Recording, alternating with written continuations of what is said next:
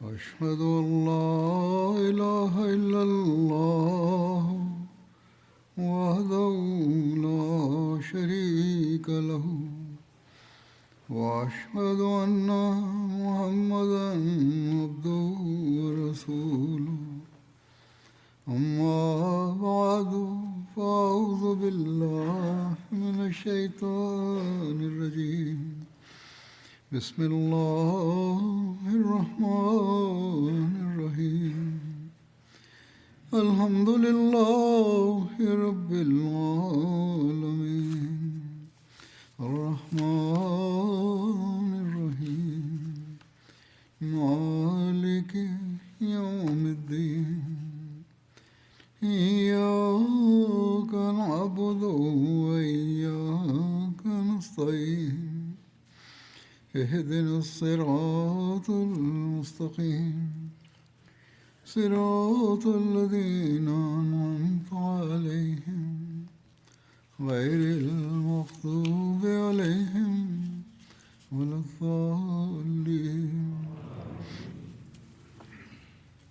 Tabuk போரை பற்றி கூறப்பட்டு வந்தது. இந்த பயணத்தின் மேலும் சில விவரங்களை இன்று நான் கூறுவேன். இந்த சந்தர்ப்பத்தில் நயவஞ்சகர்கள் அல்லாஹுவின் தூதர் ஸல்லல்லாஹு அலைஹி வஸல்லம் அவர்களுக்கு துன்பமிழைக்க முயன்றது பற்றியும் குறிப்பிடப்பட்டுள்ளது. அதன் விவரம் என்னவென்றால், தபூக் போருக்கு பின்னால் யூதர்கள், கிறிஸ்தவர்கள் மற்றும் நயவஞ்சகர்களின் கூட்டு சதி இருந்தது. எல்லா வழிகளிலும் அவர்களின் திட்டங்கள் தோல்வியடைந்த பிறகு இஸ்லாம் மற்றும் நபிகள் நாயகம் ஸல்லல்லாஹு அலைஹி வஸல்லம் அவர்களை அழிப்பதில் அவர்கள் வெற்றி பெற முடியவில்லை. பலமுறை நபிகள் நாயகம் ஸல்லல்லாஹு அலைஹி வஸல்லம் அவர்களை கொலை செய்யும் முயற்சிகளும் தோல்வியடைந்தன. எனவே இந்த சதி திட்டம் அவர்களின் கடைசி ஆயுதமாக இருந்தது. இதற்கு முன் கிடைத்ததை போன்று அல்லாஹ்வின் உதவி கிடைக்காமல் இருந்திருந்தால் நயவஞ்சகர்களின் இந்த முயற்சி நிச்சயமாக மிக வெற்றிகரமான முயற்சியாக நிரூபிக்கப்பட்டிருக்கும். ஏனெனில் ஒவ்வொரு அடியிலும் முஸ்லிம்களின் அழிவு உறுதியாகியிருக்கும். முன்னதாக பத்ர் போரில் அவர்களது முயற்சிகள் இருந்த போதிலும் அல்லாஹ் நம்ப முடியாத விதத்தில் முஸ்லிம்களுக்கு வெற்றியை அளித்தான். அதன் பிறகு ஹுனைன் போர் வரை தொடர்ந்து அல்லாஹ்வின் உதவி முஸ்லிம்களுக்கு வெற்றியை அளித்தது.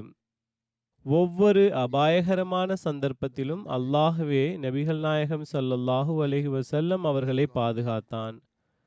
அதே போன்று நிகழ்வுகள் இங்கும் திரும்ப திரும்ப நடந்தன. மதீனாவிலிருந்து தபூக் வரையிலான பயணம் கிட்டத்தட்ட மரண பள்ளத்தாக்கில் மேற்கொள்ளும் பயணமாக இருந்தது.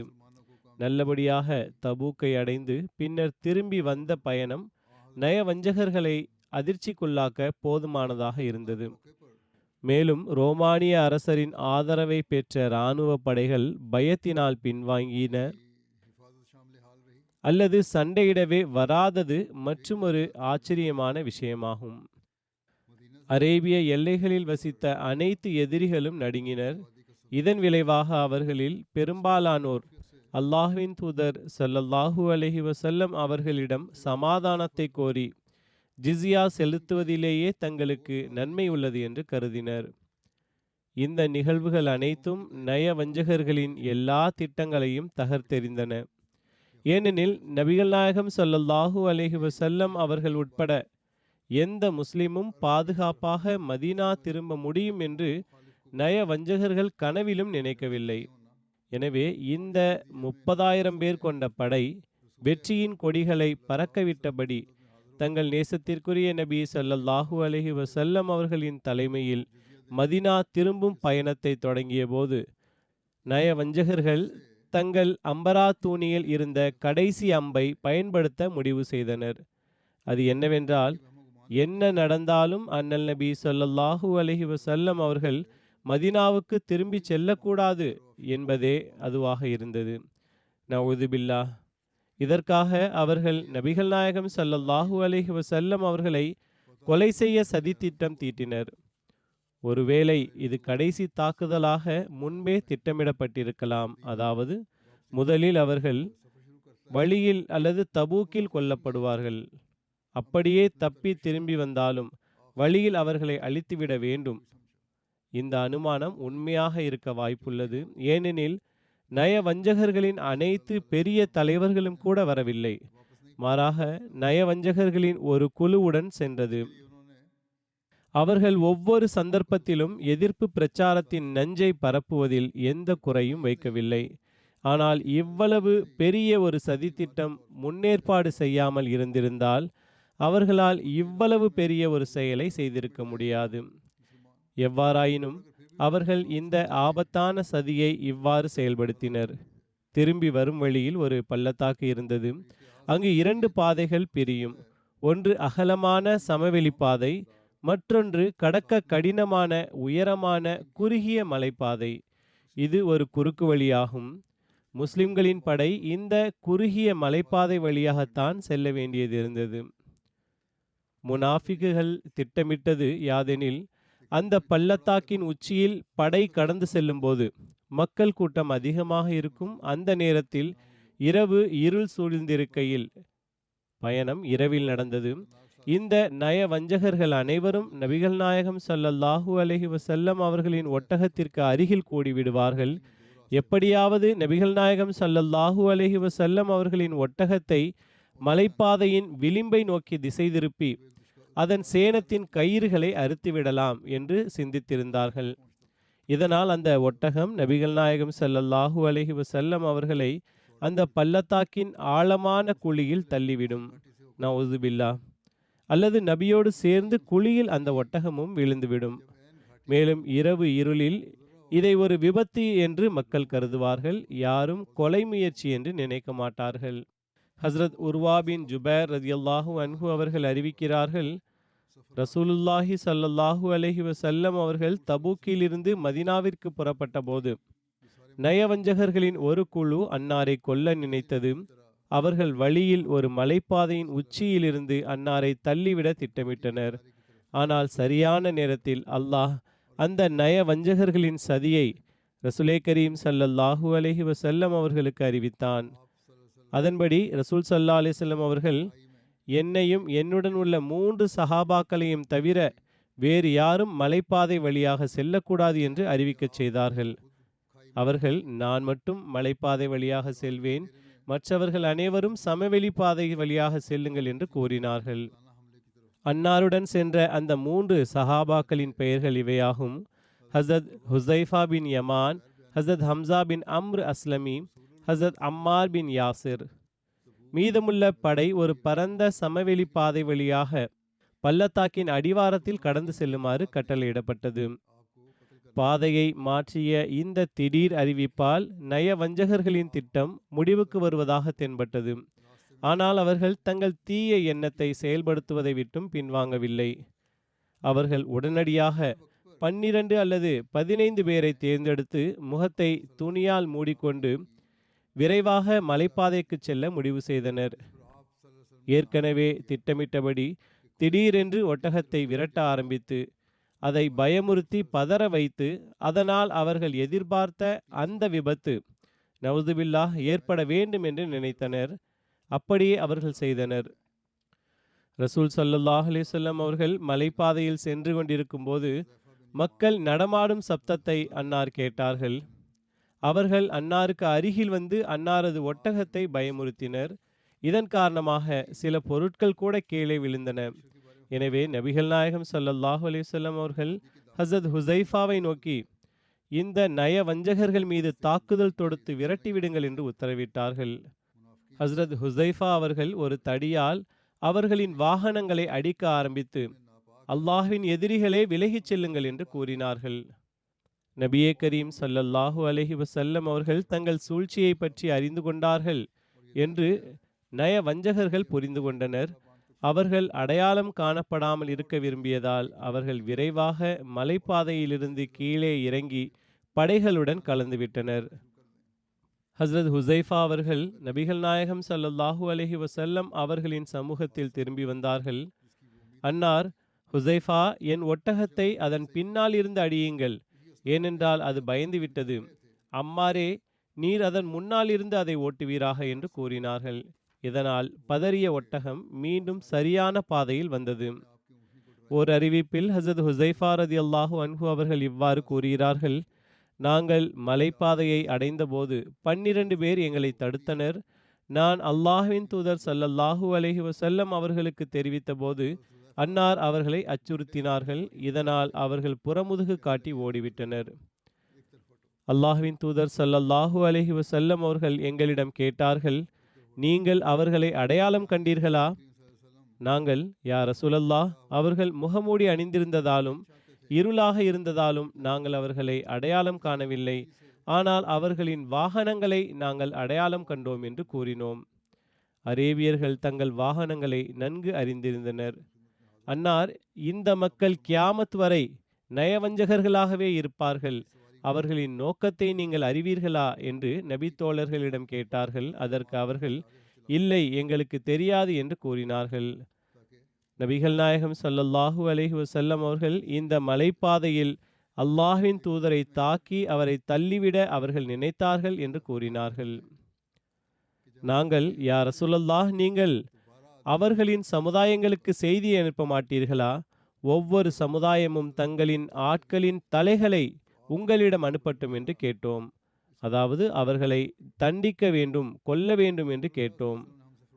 அன்னார், இல்லை, முஹம்மது தன் குலத்தாரை கொல்கிறார் என்று அரேபிய மக்கள் பேசிக்கொள்வதை நான் விரும்பவில்லை என்று கூறினார்கள்.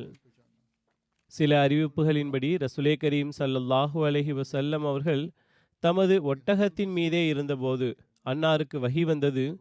ஹஸ்ரத் ஹுசைஃபா அருகிலேயே நின்று கொண்டிருந்தார். அன்னார், யாரெங்கே என்று அழைத்தார்கள். அவர், நான் ஹுசைஃபா என்று கூறினார். அன்னார், நான் உங்களிடம் ஒரு ரகசியத்தை பேசப் போகிறேன், இதை யாரிடமும் சொல்ல வேண்டாம் என்று கூறினார்கள். பிறகு அந்த தாக்குதல் நடத்தியவர்களில் ஒவ்வொருவரின் பெயரையும் குறிப்பிட்டார்கள். மேலும் அவர்களுக்கு ஜனாசா தொழுகை நடத்துவதிலிருந்து நான் தடுக்கப்பட்டுள்ளேன், ஏனெனில் அவர்கள் முனாஃபிக்குகளாவர் என்றும் கூறினார்கள். அறிவிப்புகளின்படி அன்னார் 12, 13 அல்லது 15 பெயர்களை கூறினார்கள் என்றுள்ளது. நபிகள் நாயகம் ஸல்லல்லாஹு அலைஹி வஸல்லம் அவர்கள் இந்த ரகசியத்தை யாரிடமும் சொல்ல வேண்டாம் என்று ஹஸ்ரத் ஹுசைஃபாவுக்கு கட்டளையிட்டதால் அவர் ஒருபோதும் அந்த பெயர்களை யாரிடமும் சொல்லவில்லை. ஹஸ்ரத் உமர் ரதியல்லாஹு அன்ஹு அவர்களின் ஹிலாஃபத் காலத்தில் இந்த சம்பவத்திற்கு அவர் சாட்சி என்றும் பெயர்கள் அவருக்கு தெரியும் என்றும் அவருக்கு தெரிய வந்தபோது ஹஸ்ரத் உமர் ரதியல்லாஹு அன்ஹு அவர்கள் ஒரு முறையை கையாண்டார்கள். யாருடைய மரணத்தின் மீதாவது சந்தேகம் ஏற்பட்டால் ஹஸ்ரத் உமர் ரதியல்லாஹு அன்ஹு அவர்கள் ஹஸ்ரத் ஹுசைஃபாவை கையை பிடித்து ஜனாசா தொழுகைக்கு அழைத்துச் செல்வார்கள். தாக்குதலில் ஈடுபட்டவர்களில் யாரேனும் மரணமடைந்தால் ஹஸ்ரத் உமர் ரதியல்லாஹு அன்ஹு அவர்களுக்கு சந்தேகம் எழுந்தால் ஹஸ்ரத் ஹுசைஃபாவை கையை பிடித்து ஜனாசா தொழுகைக்கு அழைத்துச் செல்வார்கள்.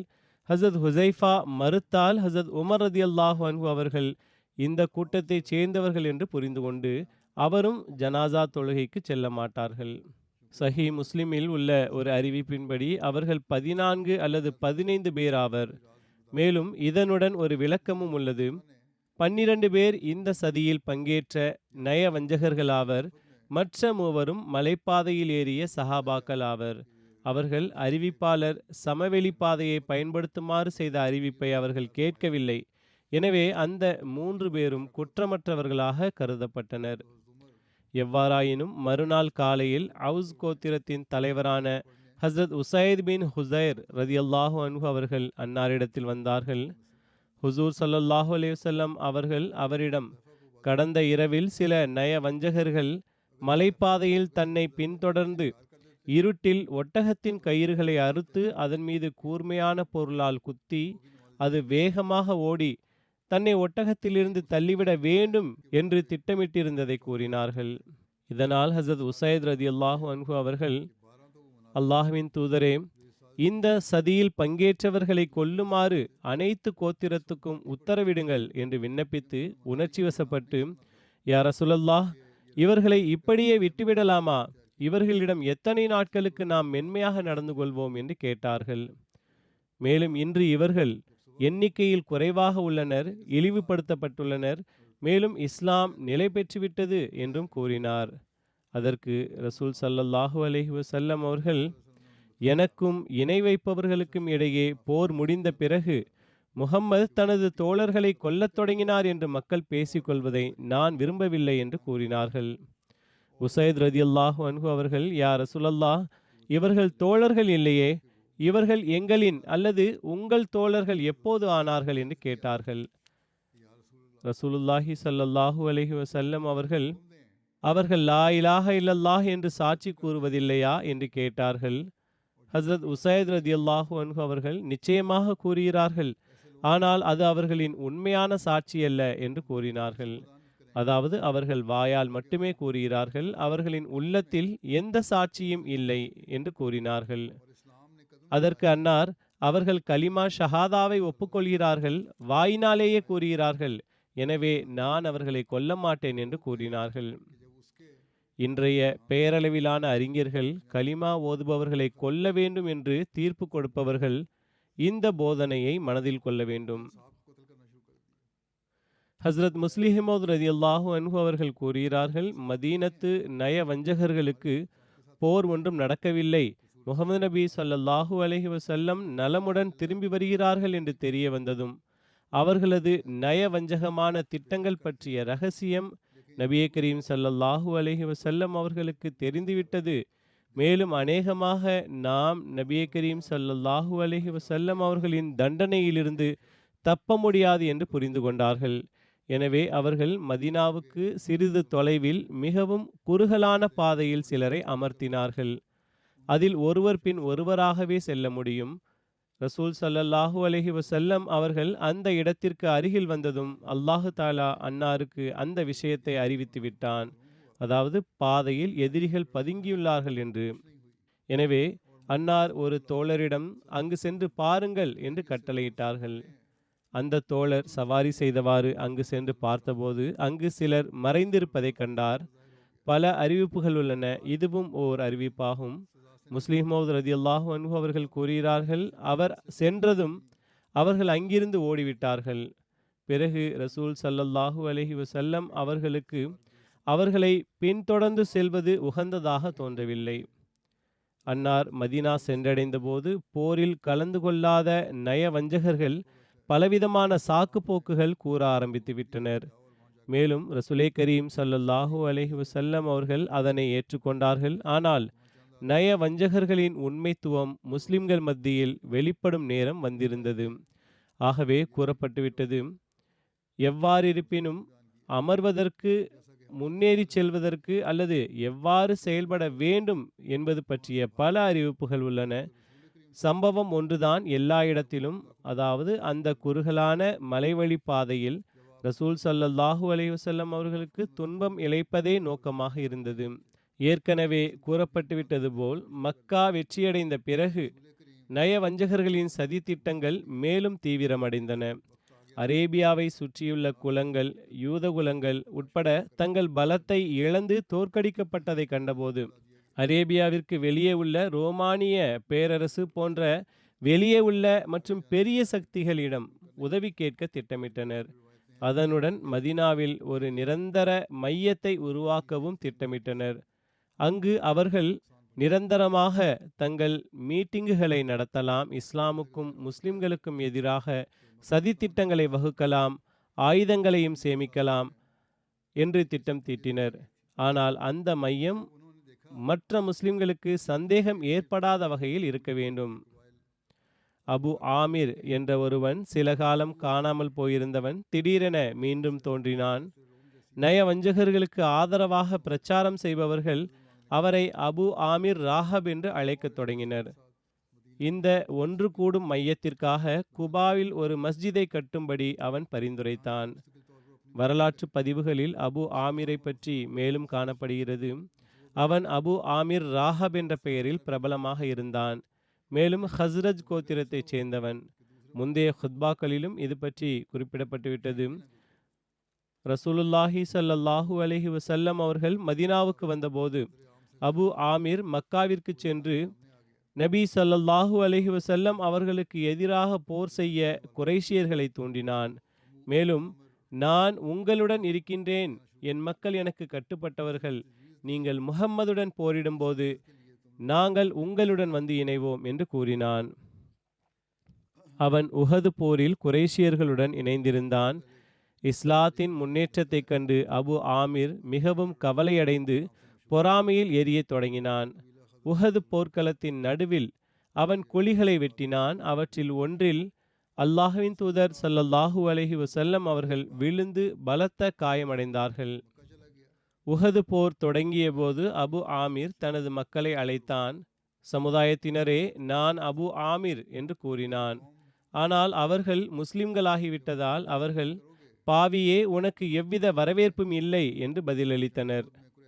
அவர்கள் அவனை திட்டினர், சபித்தனர். அதனால் அபு ஆமிர், எனக்கு பிறகு என் சமூகம் மிகவும் கெட்டுவிட்டது என்று கூறினான். அதன் பிறகு ரசூலுல்லாஹி ஸல்லல்லாஹு அலைஹி வஸல்லம் அவர்களை வெறுத்த அபு ஆமிரின் கோத்திரத்தைச் சேர்ந்த பலர் மக்காவை நோக்கி சென்று விட்டனர்.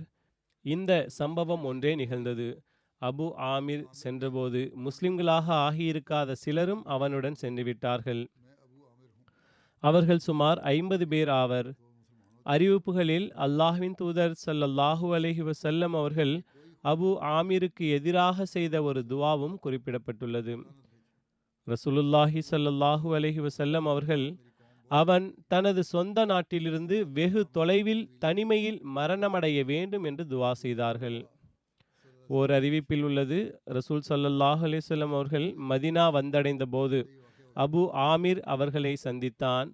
அவன், முஹம்மதே ஸல்லல்லாஹு அலைஹி வஸல்லம், நீங்கள் எதை நோக்கி அழைக்கிறீர்கள் என்று கேட்டான். அன்னார், நான் உன்னை தீனே ஹனீஃபுக்கு அழைக்கின்றேன் என்று கூறினார்கள். அதாவது, நீ தேடுவதாக கூறும் அதே மார்க்கம். அபு ஆமிர், நீங்கள் இந்த மார்க்கத்தில் இருக்கிறீர்களா என்று கேட்டான். ரசூல் ஸல்லல்லாஹு அலைஹி வஸல்லம் அவர்கள், ஆம், முற்றிலும் இருக்கின்றேன் என்று பதிலளித்தார்கள். பின்னர் அன்னார் அவனை இஸ்லாத்தை ஏற்குமாறு அழைத்தார்கள். ஆனால் அவன் மறுத்துவிட்டான். அவன் பொறாமைப்பட்டு அன்னாரை திட்டினான். அபு ஆமிர் கிண்டலாக, நம்மில் பொய்யனானவனை அல்லாஹ் அந்நியனாக்கி நாட்டை விட்டு தூரமாக்கி மரணமடைய செய்யட்டும் என்று கூறினான். அவன் நபிகள் நாயகம் ஸல்லல்லாஹு அலைஹி வஸல்லம் அவர்களை சுட்டிக்காட்டி கூறினான். அதற்கு அன்னார், ஆம், பொய்யனுக்கு அல்லாஹ் அவ்வாறே செய்வான் என்று பதிலளித்தார்கள். பின்னர் அபு ஆமிர் தனது சமூகத்தினரை ரசூலுல்லாஹி ஸல்லல்லாஹு அலைஹி வஸல்லம் அவர்களை பின்பற்றுவதிலிருந்து தடுத்து அவர்களுக்கு கீழ்ப்படிய வேண்டாம் என்று வலியுறுத்தினான். மறுபுறம் ரசூலுல்லாஹி ஸல்லல்லாஹு அலைஹி வஸல்லம் அவர்களின் அடையாளங்களும் அற்புதங்களும் நாளுக்கு நாள் வெளிப்பட்டு கொண்டே வந்தன. மேலும் அன்னாரை பின்பற்றுபவர்களின் எண்ணிக்கையும் தினம் தினம் அதிகரித்து கொண்டே வந்தது. குறிப்பாக அபு ஆமிரின் கோத்திரத்தைச் சேர்ந்தவர்களும் இஸ்லாத்தில் இணைந்ததால் அபு ஆமிர் மேலும் கோபமடைந்தான். அவன் நயவஞ்சகர்களுடன் சேர்ந்து ஒரு மஸ்ஜிதை கட்டினான். இது இஸ்லாமிய வரலாற்றில் மஸ்ஜிதே விரார் என்று அழைக்கப்படுகிறது. அதன் மூலம் அவன் மக்களை கூட்டி அவர்களிடம் பேசி அவர்களை ரசூலுல்லாஹி ஸல்லல்லாஹு அலைஹி வஸல்லம் அவர்களை பின்பற்றுவதிலிருந்து தடுக்க அவன் முயற்சி செய்தான். ஓர் அறிவிப்பின்படி அபு ஆமிர் தனது எண்ணத்தை ஒத்த ஆதரவாளர்களிடம், நீங்கள் ஒரு மஸ்ஜிதை கட்டுங்கள், அதை உங்கள் இராணுவ தளமாக மாற்றி போருக்கு தயாராகுங்கள் என்று கூறினான். மேலும், நான் ரோமானிய மன்னனை சந்தித்து ஒரு பெரிய படையுடன் வருகிறேன். அதன் மூலம் முஹம்மது ஸல்லல்லாஹு அலைஹி வஸல்லம் மற்றும் அவரது தோழர்களை மதீனாவிலிருந்து வெளியேற்ற முடியும் என்று கூறினான். எனவே அபு ஆமிர் ரோமானிய சாம்ராஜ்யத்தை நோக்கி சென்றான். சிரியாவில் ரோமானிய மன்னன் கைசரை சந்தித்தான். ரசூல் ஸல்லல்லாஹு அலைஹி வஸல்லம் மற்றும் முஸ்லிம்களுக்கு எதிராக போரிட அவரை தூண்ட முயன்றான். மேலும் இவர்கள் பலவீனமானவர்கள், ஏழைகள் மற்றும் எண்ணிக்கையில் குறைவானவர்கள் என்றும் கூறினான்.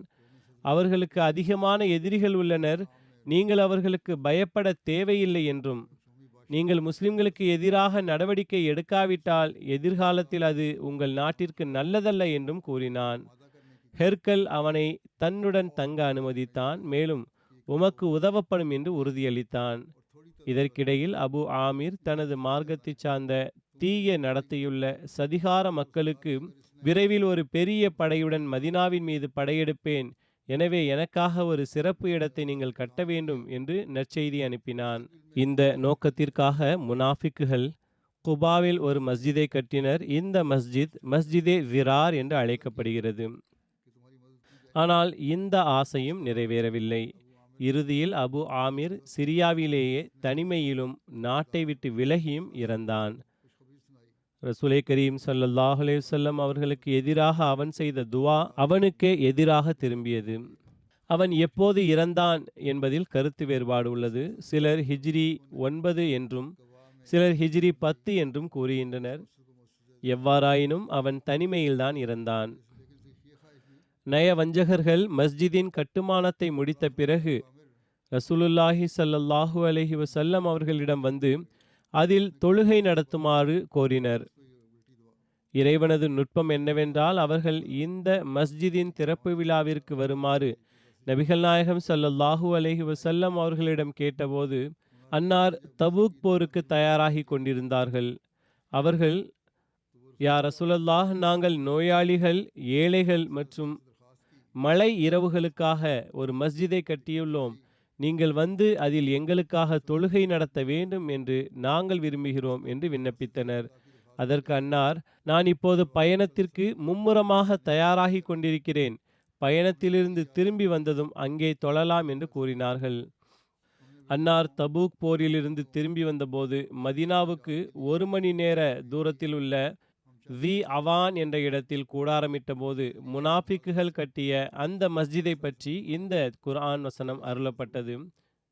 வல்லதீன தஹது மஸ்ஜிதன் ஸிராரம் வ குஃப்ரம் வ தஃப்ரீகம் பைனல் முஃமினீன வ இர்சாதன் லிமன் ஹாரபல்லாஹ வ ரசூலஹு மின் கபுல் வல யஹ்லிஃபுன்ன இன் அரத்னா இல்லல் ஹுஸ்னா வல்லாஹு யஷ்ஹது இன்னஹும் லகாதிபூன்.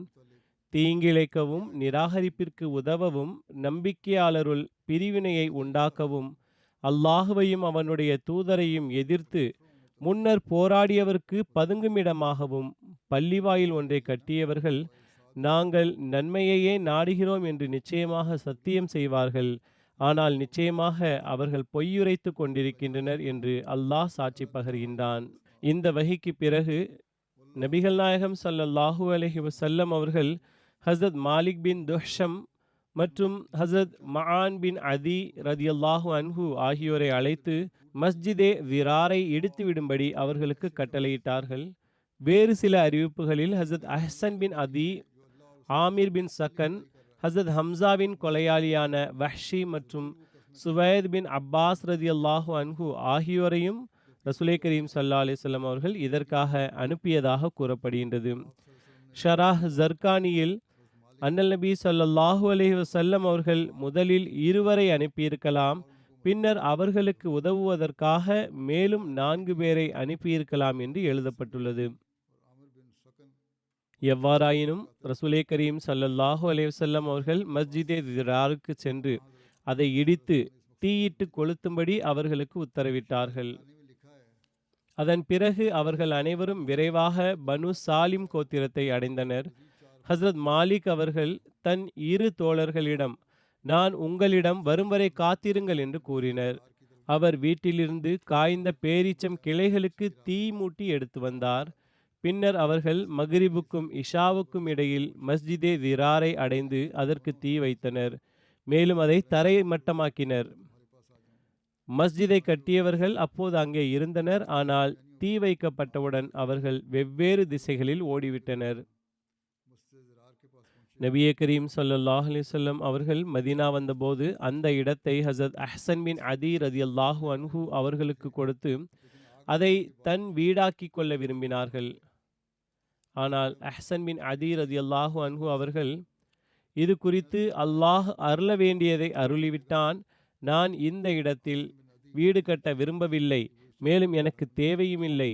நீங்கள் இதை ஹஸரத் சாபித் பின் அக்ரம் ரதியல்லாஹு அன்ஹு அவர்களுக்கு கொடுங்கள், ஏனெனில் அவரிடம் வீடு ஏதும் இருக்கவில்லை என்று கூறி மன்னிப்பு கேட்டார்.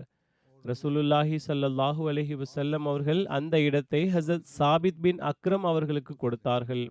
இப்னு இஸ்ஹாக் மஸ்ஜிதே திராரை கட்டிய முனாஃபிக்குகளின் பெயர்களையும் கூறியுள்ளார். அவர்கள் 12 நபர் ஆவர். ரசூலே கரீம் ஸல்லல்லாஹு அலைஹி வஸல்லம் அவர்களது பரந்த கருணை மற்றும் பரந்த தன்னம்பிக்கை மற்றும் மன்னிக்கும் பண்பின் ஆகச்சிறந்த முன்னுதாரணம் யாதெனில், ஒவ்வொரு கட்டத்திலும் நயவஞ்சகர்களின் ஆபத்தான சதித்திட்டங்களை எதிர்கொண்ட போதிலும் அவற்றில் வேதனை, துன்பம் மற்றும் கொலை சதி திட்டங்கள் ஆகியவை அடங்கும். மேலும் முனாஃபிக்குகள் கையும் களவுமாக பிடிபட்ட போதிலும் ரசூலுல்லாஹி ஸல்லல்லாஹு அலைஹி வஸல்லம் அவர்கள் எப்போதும் ஒவ்வொரு சந்தர்ப்பத்திலும் அவர்களை மன்னித்து கொண்டே இருந்தார்கள். அரசுக்கும் ஆட்சிக்கும் அச்சுறுத்தல் ஏற்பட்ட இடங்களில் மட்டுமே அவர்கள் தண்டிக்கப்பட்டனர். மேலும் அந்த அச்சுறுத்தல் நீங்கும் அளவிற்கு மட்டுமே நடவடிக்கை எடுக்கப்பட்டது. இல்லையெனில் கடுமையான தண்டனைகள் வழங்கப்படவில்லை, ஆனால் வழங்கியிருக்க முடியும். ஹஸ்ரத் முஸ்லிஹமோத் ரதியல்லாஹு அன்ஹு அவர்கள் நய வஞ்சகர்களின் நடத்தையை பற்றி குறிப்பிடுகையில் இவ்வாறு கூறுகிறார்கள்: ரசூலுல்லாஹி ஸல்லல்லாஹு அலைஹி வஸல்லம் அவர்களுக்கு முனாஃபிக்குகள் தொழுகை என்ற சாக்கில் ஒன்று கூடி நய வஞ்சக ஆலோசனைகளை செய்ய கட்டிய குபாவின் மஸ்ஜிதை இடித்துவிட வேண்டும் என்று அல்லாஹ் வஹி மூலம் கட்டளையிட்டான். மேலும் அவர்கள் முஸ்லிம்களின் மற்ற மஸ்ஜிதுகளில் தொழுகை செய்யுமாறு கட்டாயப்படுத்தப்பட வேண்டும். இவ்வளவு பெரிய தீமை இருந்த போதிலும் அவர்களுக்கு எந்த உடல் ரீதியான அல்லது நிதி ரீதியான தண்டனையும் வழங்கப்படவில்லை. அவர்கள் உண்மையை அறிந்திருந்தும். ரசூலுல்லாஹி ஸல்லல்லாஹு அலைஹி வஸல்லம் அவர்களின் மதினா மற்றும் அன்சார்கள் மீதான அன்பின் வெளிப்பாடு பற்றிய குறிப்பு இவ்வாறு கிடைக்கின்றது. சுமார் 2 மாத பயணத்திற்கு பிறகு ரசூலுல்லாஹி ஸல்லல்லாஹு அலைஹி வஸல்லம் அவர்கள் மதினாவுக்கு திரும்பி வந்து கொண்டிருந்தார்கள். மதினா மற்றும் அதன் மக்கள் மீதான அன்னாரது அன்பு இவ்வாறு வெளிப்பட்டது. அன்னார் மதினாவின் குடியிருப்பை முதலில் பார்த்தபோது, ஹாதிஹி தாபத்துன் வ ஹாதா உஹதுன் ஜபலுன் யுஹிப்புனா நஹிபஹு, இது தாபா ஆகும். அதாவது மதினாவுக்கு தாபா என்ற பெயரும் உள்ளது, அதாவது தூய்மையான மற்றும் சிறந்த இடம் என்று பொருள். இது உஹத் மலையாகும். இது நம்மை நேசிக்கின்றது, நாமும் அதை நேசிக்கிறோம் என்று கூறினார்கள். அதாவது மதினாவின் ஒவ்வொரு இடத்தின் மீதும் ரசூல் ஸல்லல்லாஹு அலைஹி வஸல்லம் அவர்கள் அன்பு கொண்டிருந்தார்கள். மேலும் உஹது போரின் போது சஹாபாக்கள் தங்கள் இரத்தத்தால் எழுதிய விசுவாசம் மற்றும் அர்ப்பணிப்பின் கதைகளை அன்னார் ஒருபோதும் மறக்கவில்லை. ஓர் அறிவிப்பில் நபிகள் நாயகம் ஸல்லல்லாஹு அலைஹி வஸல்லம் அவர்கள், நான் விரைவாக மதினா செல்ல வேண்டும், எனவே என்னுடன் விரைவாக வர விரும்புகிறவர் விரைவாக வரலாம் என்று கூறினார்கள். பிறகு அன்சாரின் சிறந்த வீடுகளை உங்களுக்கு நான் சொல்லட்டுமா என்று கேட்டார்கள். சஹாபாக்கள் நிச்சயமாக என்று கூறினர். அன்னார் பனு நஜ்ஜாரின் வீடுகள் என்று கூறினார்கள். பிறகு பனு அப்துல் அஷ்ஹலி வீடுகள் என்று கூறினார்கள். பிறகு பனு சாயிதாவின் வீடுகள் அல்லது பனு ஹாரிஸ்வின் ஹஸ்ரஜி வீடுகள் என்று கூறினார்கள். மேலும் அன்சாரின் எல்லா வீடுகளிலும் நன்மையே உள்ளது என்றும் கூறினார்கள். ஓர் அறிவிப்பில் அறிவிப்பாளர் கூறுகிறார், சஅத் பின் உபாதா ரதியல்லாஹு அன்ஹு அவர்கள் எங்களிடம் வந்து சேர்ந்தார். அப்போது அபு உசைத் ரதியல்லாஹு அன்ஹு அவர்கள், ரசூலுல்லாஹி ஸல்லல்லாஹு அலைஹி வஸல்லம் அவர்கள் அன்சார்களின் வீடுகளின் சிறப்பை எடுத்துரைத்தார்கள், மேலும் நம்மை கடைசியாக வைத்தார்கள் என்பது உங்களுக்கு தெரியுமா என்று கேட்டார். ஹஜ்ரத் சஅத் அல்லாஹ்வின் தூதர் ஸல்லல்லாஹு அலைஹி வஸல்லம் அவர்களிடம் சென்று, யா ரசூலல்லாஹ், நீங்கள் அன்சாரின் வீடுகளின் சிறப்பை எடுத்து கூறி எங்களை கடைசியாக வைத்துள்ளீர்கள் என்று கூறினார். அதாவது ஹுசூர் மற்ற சமுதாயங்களை கூறும்போது இவர்களை இறுதியில் கூறினார்கள். சஹாபாக்கள் இதனையும் கவனித்து வந்தார்கள். அதற்கு ஹுசூர் ஸல்லல்லாஹு அலைஹி வஸல்லம் அவர்கள், நீங்கள் நன்மையானவர்களில் ஒருவராக இருப்பது உங்களுக்கு போதாதா என்று கேட்டார்கள். அதாவது நான் உங்கள் பெயரை குறிப்பிட்டு நன்மையானவர்களுடன் சேர்த்தது உங்களுக்கு போதுமானதாக இருக்க வேண்டும் என்று கூறினார்கள்.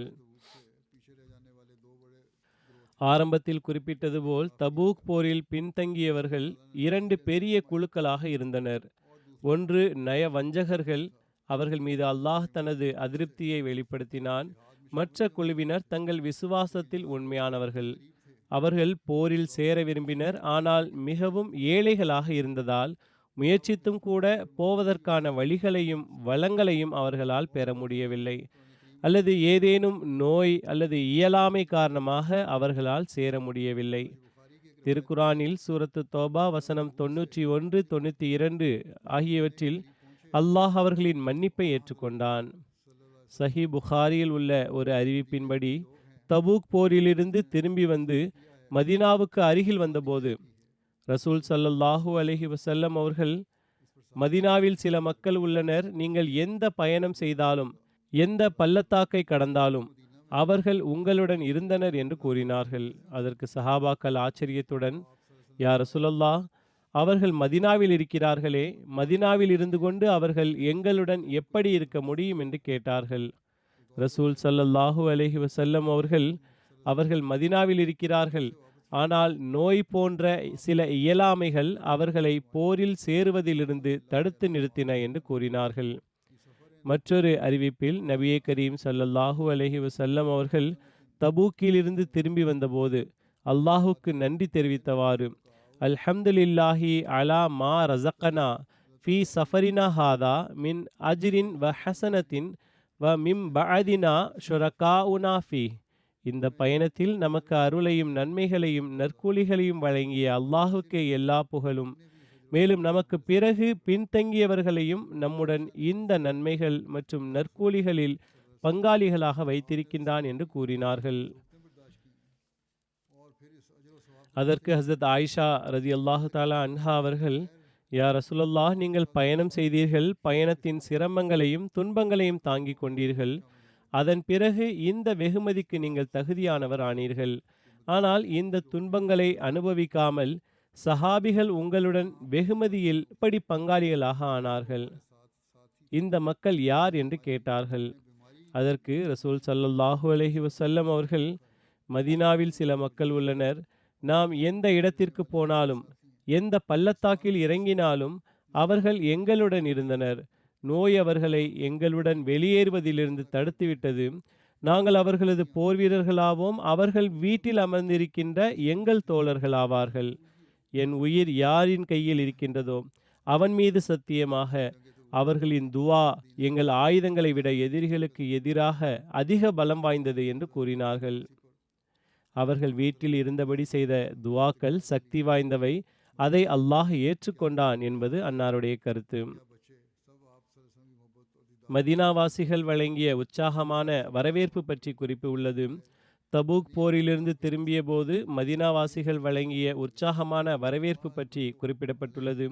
அல்லாஹ்வின் தூதர் ஸல்லல்லாஹு அலைஹி வஸல்லம் அவர்களை வரவேற்பதற்காக மதீனாவின் மக்கள், ஆண்கள், பெண்கள் மற்றும் குழந்தைகள் அனைவரும் அன்பினாலும் ரசூல் ஸல்லல்லாஹு அலைஹி வஸல்லம் அவர்களை பார்க்கும் ஆசையினாலும் நிரம்பி மதீனாவிற்கு வெளியே உள்ள சனியத்துல் விதா என்ற இடத்திற்கு வந்தனர். அவர்கள் இந்த பாடலை பாடினார்கள். தல அல் பத்ரு அலைனா மின் சனியத்தில் விதா வஜப ஷுக்ரு அலைனா மா தஆ லில்லாஹி தஆ. பௌர்ணமி நிலவு சனியத்துல் வதாயின் பள்ளத்தாக்கிலிருந்து நம்மீது உதயமானது. அல்லாஹுவின் அழைப்பவர் நம்மிடையே இருக்கும் வரை அல்லாஹுக்கு நன்றி செலுத்துவது நம்மீது கடமையாகிவிட்டது. ரசூலுல்லாஹி ஸல்லல்லாஹு அலைஹி வஸல்லம் அவர்களை மதீனாவாசிகள் மிகுந்த அன்புடன் வரவேற்றது 2 சந்தர்ப்பங்களில் குறிப்பிடப்பட்டுள்ளது.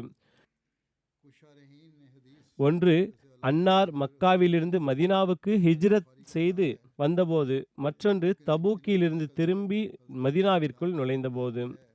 சில ஹதீஸ் விளக்கமளிப்பவர்கள், புகாரியின் விளக்கமளிப்பவரான அல்லாமா இப்னு ஹஜர் அஸ்கலானி உட்பட ஹசரத் ஆயிஷா ரதியல்லாஹு அன்ஹா அவர்களால் அறிவிக்கப்பட்ட அறிவிப்புகளில் உள்ளது, ரசூல் ஸல்லல்லாஹு அலைஹி வஸல்லம் அவர்கள் தபூக் போரிலிருந்து திரும்பிய போது பாடப்பட்டிருக்கலாம் என்று கருதுகின்றனர். ஏனெனில் அப்போதுதான் சனியத்துல் வதா என்ற இடத்தில் மக்களும் குழந்தைகளும் ரசூல் ஸல்லல்லாஹு அலைஹி வஸல்லம் அவர்களை வரவேற்றனர். சிரியா திசையிலிருந்து வருபவர்களை இந்த இடத்திலிருந்தே வரவேற்கப்பட்டது. நபியே கரீம் ஸல்லல்லாஹு அலைஹி வஸல்லம் அவர்கள் தபூக் போரிலிருந்து திரும்புவது மதீனாவாசிகளுக்கு தெரிய வந்தபோது அவர்கள் மகிழ்ச்சியுடன் நபியே கரீம் ஸல்லல்லாஹு அலைஹி வஸல்லம் அவர்களை வரவேற்க மதீனாவிற்கு வெளியே அந்த இடத்திற்கு வந்தனர். ஹஸ்ரத் சாயிப் பின் யசீத் ரதியல்லாஹு அன்ஹு அவர்கள் அறிவிக்கிறார்கள், நான் தபூக் போரிலிருந்து ரசூல் ஸல்லல்லாஹு அலைஹி வஸல்லம் அவர்கள் திரும்பிய போது மற்ற குழந்தைகளுடன் சேர்ந்து சனியத்துல் வதாவில் அவர்களை வரவேற்றது எனக்கு நினைவிருக்கின்றது. இமாம் பைஹகி ரஹிமஹுல்லாஹ் அவர்களும் நபியே கரீம் ஸல்லல்லாஹு அலைஹி வஸல்லம் அவர்கள் தபூக் போரிலிருந்து மதீனா திரும்பிய போது குழந்தைகள் இந்த பாடல்கள் மூலம் தன்னை வரவேற்றதாக கூறியுள்ளார்கள். எவ்வாறாயினும் இந்த 2 சந்தர்ப்பங்களிலும் இந்த பாடல்கள் பாடப்பட்டிருக்கலாம். ஆனால் தபூக்கிலிருந்து திரும்பிய போது பாடப்பட்டிருக்க அதிக வாய்ப்புள்ளது. ஏனெனில் தபூக்கிலிருந்து திரும்பிய போது மதினாவாசிகள் உணர்ச்சி பெருக்கால் ஆட்கொள்ளப்பட்டு அன்னாரை பார்க்கவும் வரவேற்கவும் உற்சாகத்துடன் முன்னேறியிருப்பார்கள். முனாஃபிக்குகள் வதந்திகளை பரப்பிய இந்த பயணத்தை பற்றி ரசூல் ஸல்லல்லாஹு அலைஹி வஸல்லம் அவர்களும் சஹாபாக்களும் பாதுகாப்பாக திரும்பி வருவதற்கான நற்செய்தி கிடைத்தபோது வறண்ட பயிர்களுக்கு நீர் கிடைத்தது போல மதீனாவின் முஸ்லிம்கள், குழந்தைகள், முதியவர்கள், பெண்கள், ஆண்கள் அனைவரும் இந்த மகிழ்ச்சியான தருணத்தில் அன்னாரை வரவேற்க வெளியே வந்திருக்கலாம். எவ்வாறாயினும் மக்காவிலிருந்து ஹிஜ்ரத் செய்த போதும் இந்த பாடல்கள் பாடப்பட்டிருக்கலாம். அன்பு வெளிப்படுத்துதல் இந்த 2 சந்தர்ப்பங்களிலும் நிகழ்ந்திருக்கலாம். இதில் விவாதம் தேவையில்லை. ஆனால் மதீனாவுக்கு வந்த பிறகு ரசூல் ஸல்லல்லாஹு அலைஹி வஸல்லம் அவர்கள் மீது அந்த முஸ்லிம்களுக்கு ஏற்பட்ட அன்பின் உணர்வு ஹிஜ்ரத்தின் முந்தைய காலத்தை விட அதிகமாக இருந்தது என்பது நிச்சயமாக நிரூபிக்கப்பட்டுள்ளது. இன்ஷா அல்லாஹ் இன்னும் சில வாழ்க்கை வரலாற்று நிகழ்வுகளும் அம்சங்களும் உள்ளன. அவற்றை இன்ஷா அல்லாஹ் அடுத்த முறை கூறுவேன். बाकी कुछ और भी वाक़यात हैं, सीरत के पहलू हैं जो आइंदा इंशाअल्लाह बयान करूँगा.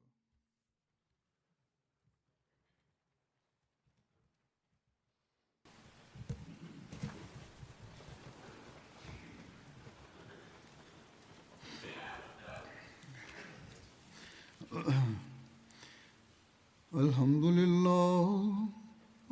لله نحمده ونستعينه ونستغفره ونؤمن به ونتوكل عليه ونعوذ بالله من شرور أنفسنا ومن سيئات أعمالنا من يهده الله فلا مضل له ومن يضلل فلا هادي له ونشهد أن لا إله إلا الله ونشهد أن محمدا عبده ورسوله.